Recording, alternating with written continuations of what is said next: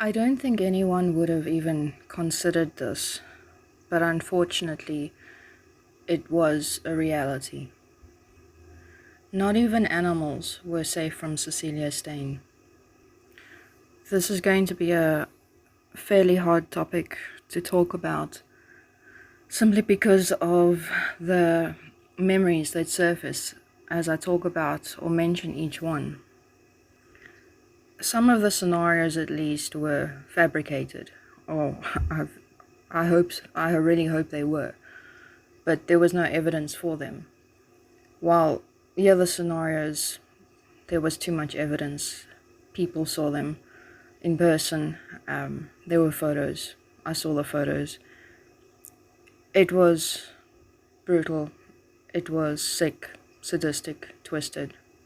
Simply the way Cecilia's mind works. And even with the extreme murders, the overkill murders that Cecilia Steyn committed or orchestrated, at least, not even animals were safe from Cecilia.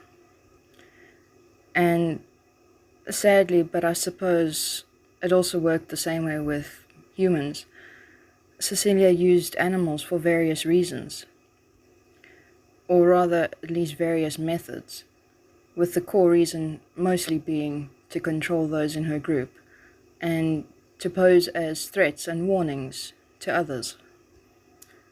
And then there is also the side reason where she would use animals basically to groom people into occult practices, into occult ways, into basically mind-numbing ways of thinking and feeling. I don't even know really where to start, but I think perhaps I'll start with the lighter events or the less drastic events. Now, Cecilia had told those in her group, I had so often heard her talk about this, that in the occult, when a child is extremely young, I think it's up until the age of 5, or exactly at the age of 5, they are given an animal that is basically exceptionally young and preferably exceptionally vulnerable, an animal that might have been taken away from its mother before it was ready, an animal that the child would need to look after, a child that would need to feed this animal, perhaps even with a bottle, like with a baby kitten or a puppy. If they were not able to eat on their own, the child would be required to then bottle feed these animals, even getting up at all hours of the night to constantly check on these animals, to teach these animals how to clean themselves, because they were too young to have learned any of this from their original parents. But if an animal that was too young could not be found, at least an animal that was extremely young or was ready at a very exact time point to be taken away from its mother, that animal would be given to a child who was raised in the occult, and it became this child's sole responsibility to look after this animal, to bond with it, to feed it, to become so exceptionally close to this animal, to be its provider, its protector, become this animal's everything, basically. And the child's parents would not really play part in this, because this was the child's sole responsibility to make sure that this animal lived. And basically this was to cause the child to bond extremely intensely with an animal, so that they would feel that extreme emotion, that extreme connection, that extreme responsibility, and everything else that goes along with it. And once that child had reached that point of reaching that extreme bonding, that animal was either simply just ripped away from the child in lesser scenarios, and the animal was given away, leaving the child distraught, or the animal was killed right in front of the child. And dare I even say this, because I honestly don't know if this is true for occult practices, but Cecilia said it was true. So, who knows? But basically, this child was required to kill this animal themselves. So from going to an extreme or forming an extreme bonding and close connection with this very young child and this animal, this child would have this extreme devastation of having to sacrifice the animal. I have no words for that. I honestly, there are no words for that. At least I can say this scenario is not the way that it went. But basically, when Cecilia's son turned 5 years old, she gave him an exceptionally young black kitten. And her son, he was so fond of this kitten. He adored this kitten. This kitten was his everything. I mean, if you take into account the complete rejection that he felt from his mother at all times, and the child was alone. So, this kitten was all that he had. It was his best friend. He adored this kitten. And I watched him every time I went to visit Cecilia. And this went on for just a few weeks. Till the one day I pitched up at Cecilia's house, and in front of her son, she basically grabbed the kitten away from him, very, very abruptly and rudely, and all of a sudden just placed this kitten in my arms, and she said to me, "This kitten is now yours, you're taking it home, go home." That was it. That was the instruction, that was the scenario, I was not even prepared for the scenario. I get there, and suddenly this kitten is now mine, while her son is in absolute tears. This kid completely fell apart. And I tried to reason with Cecilia, because this wasn't my kitten to start off with. It belonged to her son. How could I possibly take it away from him? And I don't know how long I tried to reason with Cecilia, but there is no reasoning with her. One of her many excuses was simply, and eventually, that the owners of the flat that she lived in had found out that she had a kitten in the flat, and they were making all kinds of threats to get rid of the animal because they weren't allowed any pets in the flat. Even so far as kicking Cecilia and her family out of the flat. Obviously, I don't know if that scenario is true. With Cecilia, you never know. But either way, that was the ultimate excuse, and the one she basically stood on. Because I think she, after basically making a lot of different excuses that didn't really have much of a point or make that much sense, this excuse finally had some merit to it, even though it might not have actually been the truth. So that day I took this little kitten home with me, and at that stage I still lived with my parents, and I began the negotiations of me keeping this kitten at home. But that's what she did to her son. At 5 years old, allowed him to bond with this little kitten, to so rudely and abruptly yank or rip this kitten away from him to give to someone else. 1 minute the kitten is there and it's this kid's everything, and next minute it's gone. He had someone who was his best friend, someone who could keep him company, someone who accepted him basically for who he was, because, I mean, Cecilia rejected him in all aspects of who he was, and now it was gone. And in the following times that I visited Cecilia after this incident, she just kept reminding me of, this is actually what's supposed to happen in the occult. This is what she is supposed to do. to her kids when they reach that age. This is what the kitten was actually originally used for. Honestly, I had no reply. I didn't say a word. I didn't know what to say.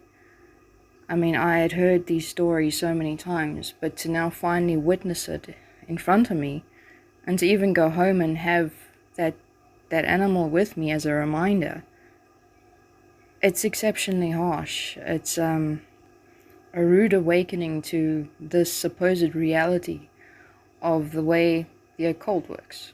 Now, again, I don't know if this is the way the occult works, but that's what we were all told. That's what we all learned and believed at that point.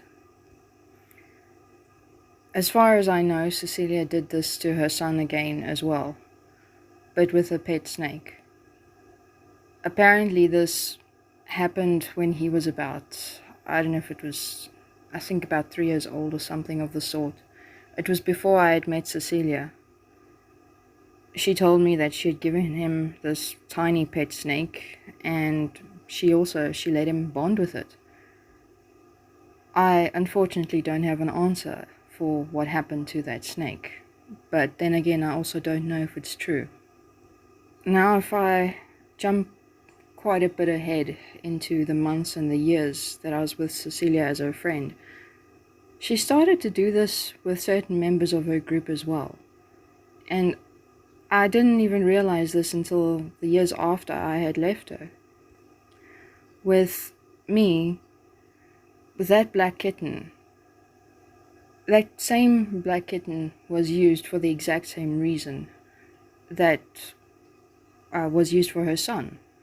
It was the same kitten, the same animal, the same purpose, just passed from one person to the other to serve the same purpose, or the same reason, or the same conditioning of the mind at the end of the day, because that same kitten was taken away from me as well, very rudely, abruptly, in a scenario that I'll relate in another audio, to which I still don't have an answer for in that scenario, but basically it happened at the point where I had ultimately bonded with this kitten, and Cecilia used that scenario to ridicule me, to break me, to control me.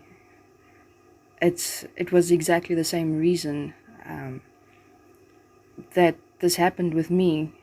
That was the same reason for her son, which was the same reason for children in the occult.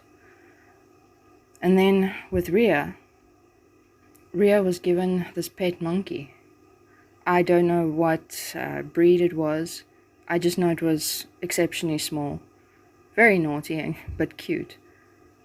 This little monkey was actually supposed to be Anya's little monkey.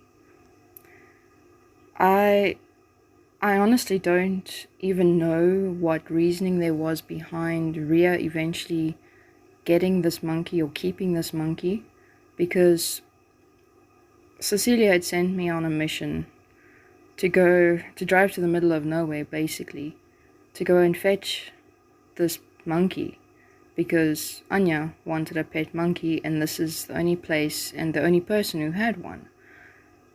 So I went and I got it. And this monkey was at Cecilia's flat for quite a while. It was there longer than what the kitten was. So that raises the question for, are pets allowed in the flat?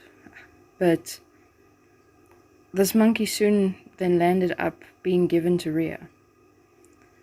Now, I don't know what ultimately ended up happening to this monkey, because by the time I had left Cecilia, Ria still had this monkey.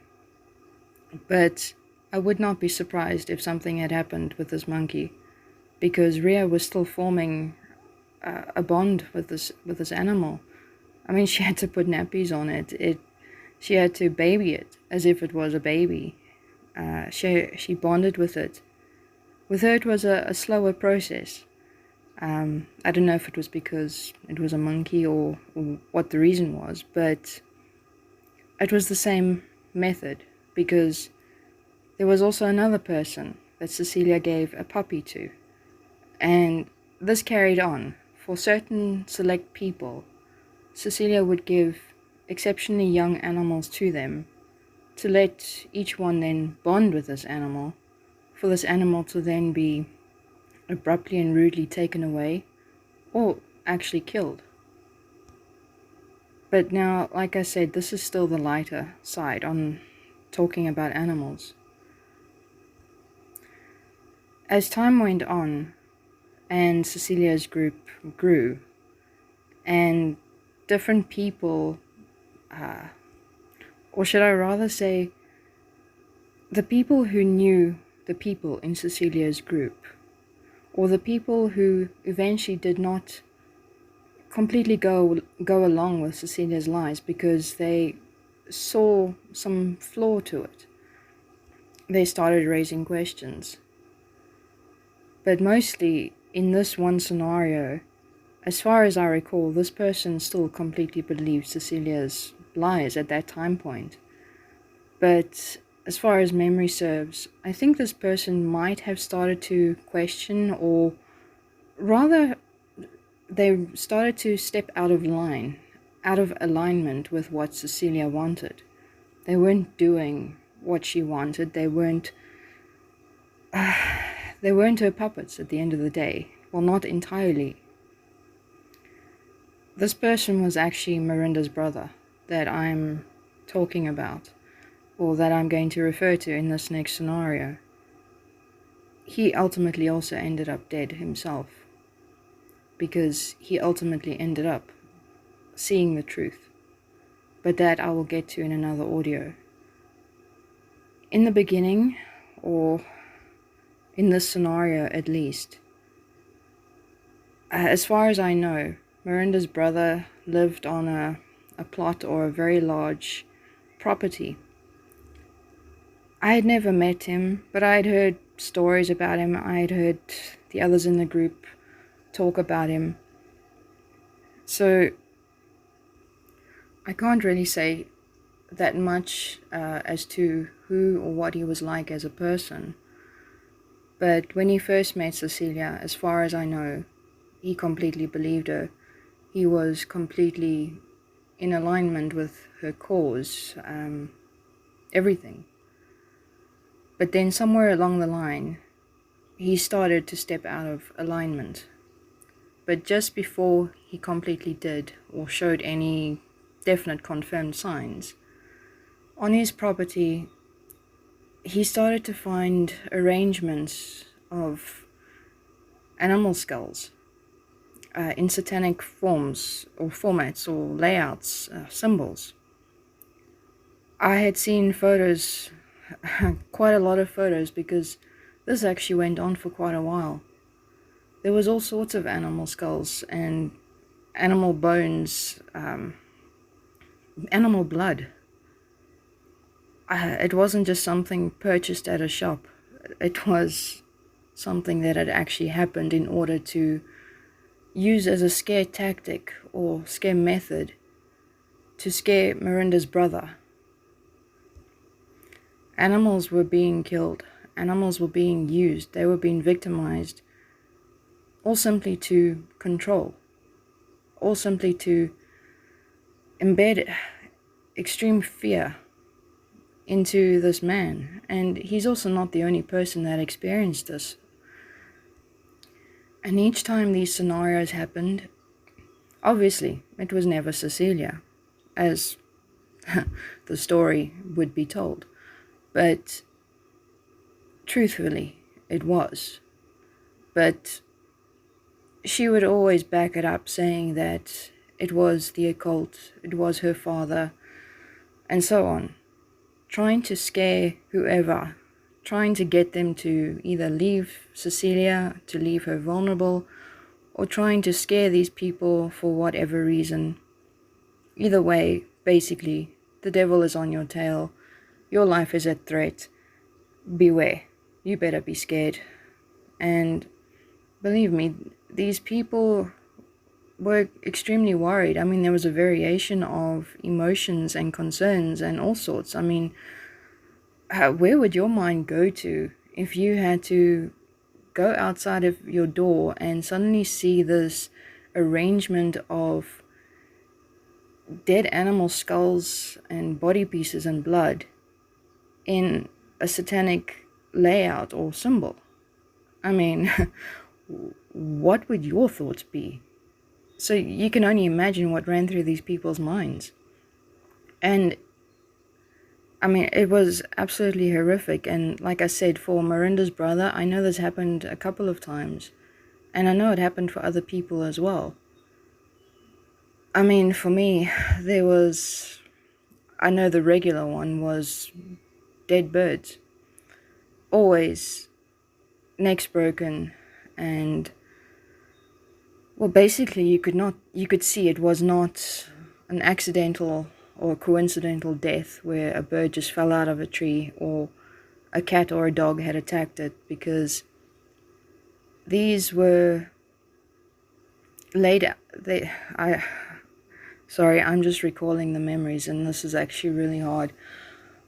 But these birds, their bones, their feathers, always formed a satanic symbol. And it was horrific. I can't even begin to tell you how many I had personally. And it always came with the same reason. It was the occult. It was Cecilia's dad trying to scare me. I don't know if Ria experienced them or if Miranda did. I just know that there was quite a few people where animals were killed. Obviously, looking through investigation in the trial, Cecilia never did anything hands-on. She always used someone else to carry out her plans. So I honestly don't know who would have killed and made the arrangement of the animals in the satanic layout for Miranda's brother. I don't know who was the one doing it for me, but this is what was happening. This was a regular thing, and it was to scare us, it was to control us, it was to get us into alignment, and it was also, I guess, to keep reminding us of the harsh reality or supposed reality of where Cecilia supposedly came from, of what she is supposedly going through, and all that other nonsense. It was basically evidence to a lie. Now, these scenarios that I've just related, these all had evidence. I had seen many of them firsthand, and they were real. I can say that they definitely happened. It was reality, it was the truth. Animals were victimized. They were used by Cecilia for control. The next scenario, or scenarios that I'm going to relate, there was no evidence at all for this, but after basically experiencing, seeing dead animals yourself on the property you live in, seeing photos of these dead animals on other people's properties, this reality of dead animals, basically, so I don't think there's a word for this, but so sadistically killed, mutilated and destroyed just for a sick, twisted purpose. This reality was a very harsh reality for all of us. So in the next scenarios, or the other scenarios that happened that did not have any evidence, we didn't exactly have a reason to question them, because we had seen so many already. And why, since we had seen, or especially, I know for me, since I had seen so many photos before of all these things, I did not want to see any more of any others. And there were days where I was actually terrified to go to Cecilia, because some of these scenarios were actually currently happening as I was about to get to her, or had just happened. But let me go into a bit more detail. Now, with the scenarios which constantly repeated themselves, these happened mostly at Cecilia's flat. And these didn't have any evidence, but like I said, I wasn't going to ask for evidence by this point, nor was I going to even talk about it, because I know for this audio I've paused it so many times, because this is really hard to talk about because of the memories. But now, in these scenarios with no evidence, Cecilia would say that either in the middle of the night, or if she would go out and come back home, I don't even want to talk about this, but she would, sorry, this is really hard. She would say that, and specifically say that her father had taken either a cat, a stray cat, and sometimes a mother cat and its kittens, sometimes a rabbit. The list was endless, but it was mostly cats and young cats that were brutally murdered, and she said that they were nailed to her front door, that her front doorstep was dripping in blood. The blood was all along the front door, dripping from this cat that had been nailed onto her door. This was not a once-off scenario. This happened so many times, I can't even begin to count or even try count.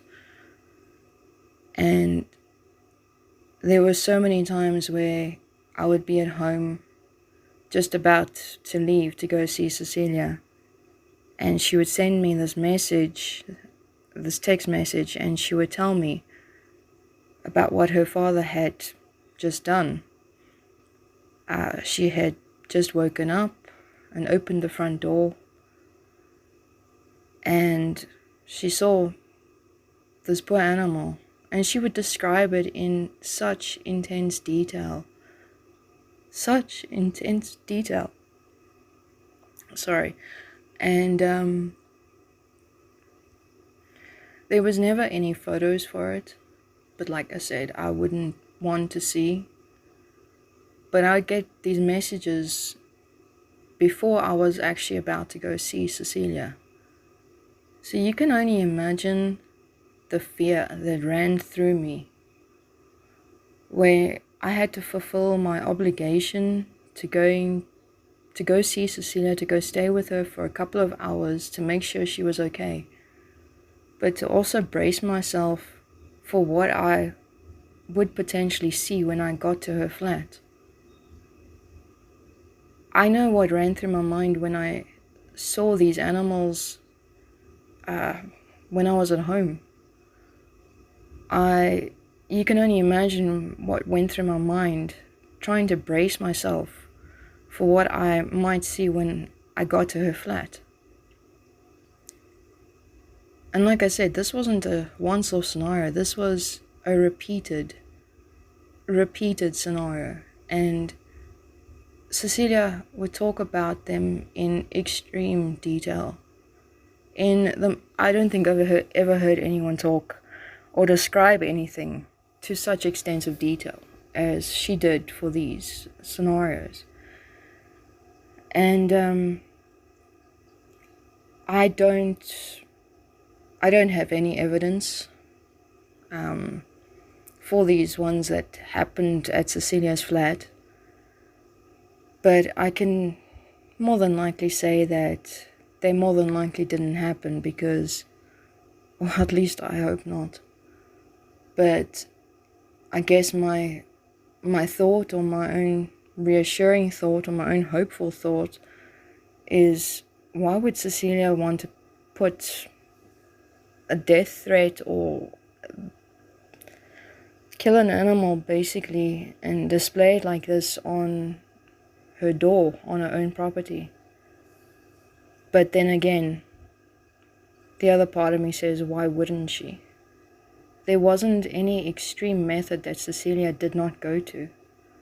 I mean, she had killed animals, or at least sent other people to do that,